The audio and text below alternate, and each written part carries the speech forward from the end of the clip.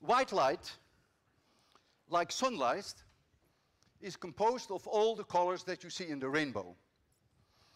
If I scatter white light of very small particles, then the blue light is scattered more than the red light, and we give that a name in physics. We call that Rayleigh scattering. Rayleigh scattering only happens when the particles of which the white light scatters is smaller than 1/10 of a micron. That means 1,000 times smaller than the thickness of your hair. So it has to be very, very small. If the particles are as large as 1/2 micron, then there is no longer Rayleigh scattering. There is no preferred scattering for the blue light. All colors scatter equally, and so white light scattered of particles that are 1/2 micron or larger remains white. The dependence of the power of scattering, so I'll give that P, the power, is proportional when we have Rayleigh scattering. This is the only equation that may bother you, to 1 over lambda to the 4th, and lambda is the wavelength of light. And I will not bother you to tell you what the wavelength of light is. That may confuse you.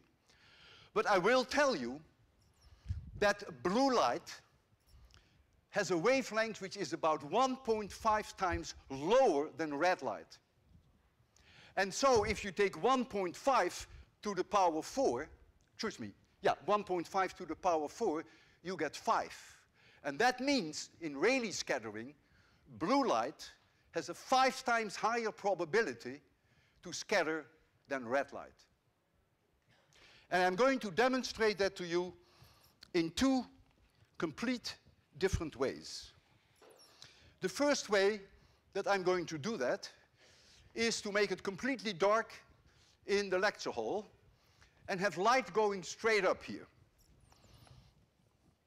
Then I will light a cigarette, and the smoke of a cigarette has particles that are smaller than 1/10 of a micron. And so the light that you will see that is scattered off the smoke will be blue. So you have seen in front of your own eyes Rayleigh scattering, because the red light more or less goes through. It is really the blue that dominates it, that has the highest probability. So we're first going to do that demonstration to show you Rayleigh scattering of cigarette smoke. And then I have a surprise for you to also show you me scattering. But let's first do the Rayleigh scattering with cigarette smoke. This is also not a pleasant demonstration. For those of you who think that lecturing is easy, no.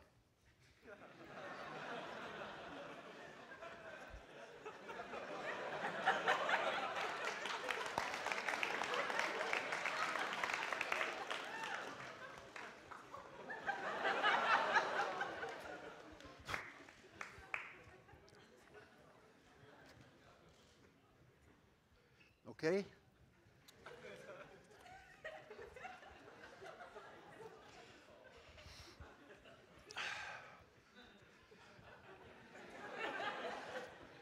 Going to make it completely dark, and then I'm going to hold it in there. All lights off, all off, all off. So, we all agree that this is white light which is coming up, and you don't see the light here because there is nothing that scatters it in your direction. So you don't see light here, but now look.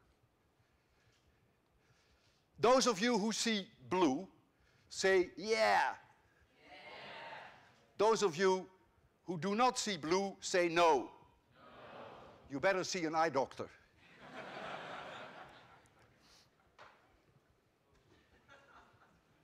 Now comes the hardest part. If I inhale the smoke and I leave it in my lungs for a minute, there is water vapor in my lungs, and this water vapor will precipitate onto these very small smoke particles. And so the smoke particles will grow they will become small water drops, larger than 0.5 microns. And that means, if I hold it 1 minute in my lungs and puff it out, you will not see blue light, but you will see white light, because you're now in the me-scattering domain. All colors scattered equally. I will tell you that just before I puff it out, and you will see the white smoke, I will, just before I do that, I will remind you of the color that you see now. I will only do that for a few seconds, then I will remove it and I will empty my lungs. Terrible demo.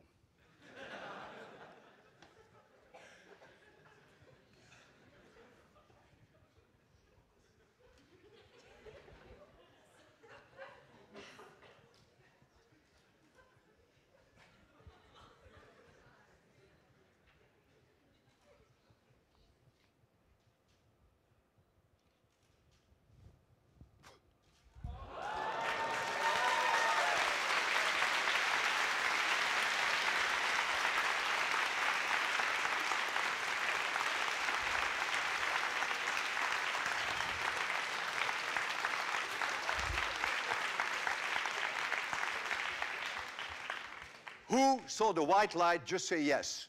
Yes. If any one of you has the courage to say no, who did not see white light?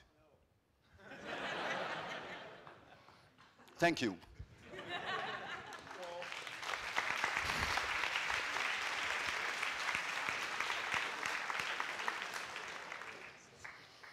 I'm now going to explain to you, in fact, you could probably guess that, why the sky is blue and why clouds are white. Clouds consist of very small water drops, surely larger than half a micron, which is me-scattering. So the white light of the sun, scattered off the cloud, white remains white. So you now, for the first time in your life, may have an explanation why clouds are white. And you should, or may also understand now, why the sky is blue. Here is the ground, and you are here. And here is, say, roughly the top of the atmosphere. And the sunlight comes in like this. The sun is infinitely far away, so the sun comes in like this. The atmosphere is full of very small dust particles, smaller than a tenth of a micron, and even the density fluctuations of the air molecules themselves are clearly smaller than a tenth of a micron, and so you get ideal Rayleigh scattering. So white light comes in, you're standing here, but what is the light that comes to you? Predominantly blue. So the sky is blue. The light that is scattered here comes to you is predominantly blue. So that's why the sky is blue. And so the reason is simply that it is Rayleigh scattering of the dust particles in the atmosphere. If the sun is high in the sky, the total amount of sunlight that is scattered in your direction is only 1%, so it's very little. If the sun is 5 degrees above the horizon, then the sunlight has to travel through a lot more atmosphere. And so I take here a situation which is extreme when we have sunrise or sunset. So the sun is there, and the light comes from this side, and you are standing here. This is not to scale. This layer of atmosphere is now so enormously large that more than 99% of all the sunlight on the way to you is scattered away. So what is scattered away? The blue is gone. But if you look at 1 over lambda to the 4th, the green is gone. All colors are gone. There's only one color which has the largest wavelengths, which, by the way, is 650 nanometers. I wasn't supposed to tell you, but I decided. So the only light that makes it through you is red. And so that is the reason why the sun looks red, and there is a cloud here in the sky, and that cloud sees light where all the low, small wavelengths have been scattered out, and so this side of the cloud is also red. You can now understand that the more pollution there is in the air, the more beautiful sunsets are. And it is well known that after volcanic eruptions, the sunsets and the sunrises are truly fantastic. It's also the moon that is red when it comes up. And even the stars and the planets, you may never have noticed it because it's not an overwhelming thing. It is the sun that is the overwhelming thing that makes the entire sky red.